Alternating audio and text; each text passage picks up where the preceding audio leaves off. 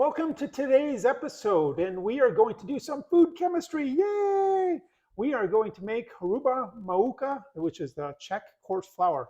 What's it used for?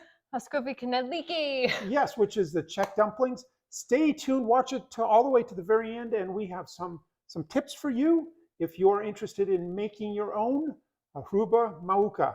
So, Let's get cooking. woohoo!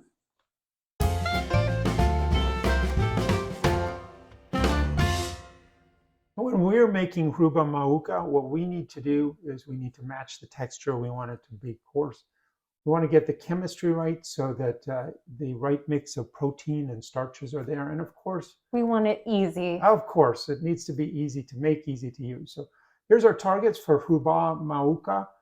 It's a coarse flour, much coarser than our American flour, and it should have about 11% protein in it. This is farina or cream of wheat. And the internet says you can try to use this. You can see it's a little coarser, but it also has like starch flakes there.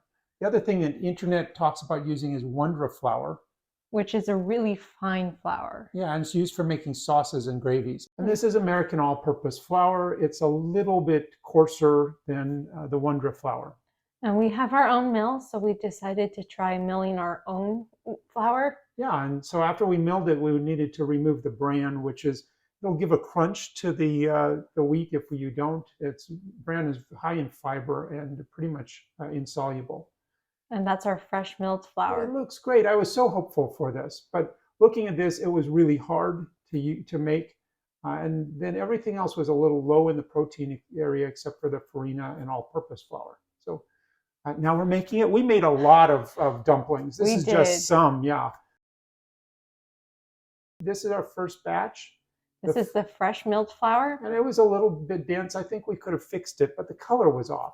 The cream of wheat was really dense. Really dry, too, because it absorbed all the water. Yeah, and then Wondra and all-purpose were just kind of spongy. So out of all of these, really the only one we thought had any hope of being right was the farina and all-purpose flour. But we had to solve this problem.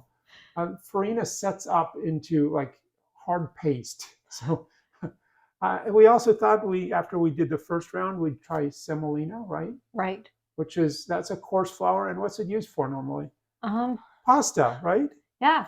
So yeah, here we figured out the right ratios to get the protein right, and the semolina is going to be a little high in protein no matter what. And we decided to try making it easier on ourselves and have the dumplings formed prior to steaming. Yeah, and that also lets them, after they rise, they hold a lot more of that air in that, and it turns out great. So here's the cream of wheat, our finished solution, and here's the semolina. We had two solutions that actually worked. Right. Okay, we have now two different recipes that are workable for Hrubá Mouka, or the Czech coarse flour. And here they are, either 70% bread flour and 2.5-minute cream of wheat, or 70% all-purpose flour and semolina. One of the biggest hints is don't knead it that much. Yeah, if you knead it too much, it activates all that gluten in the semolina flour. And then what happens?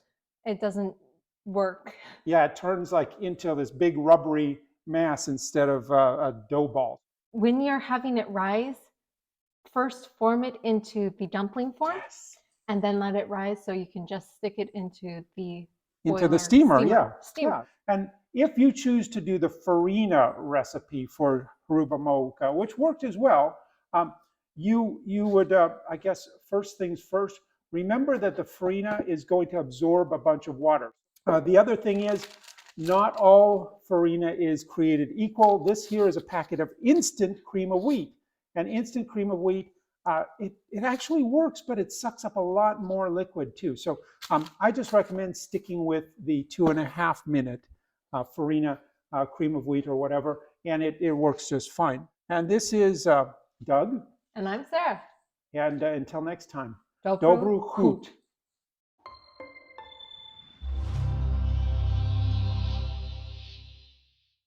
Food chemistry, yay!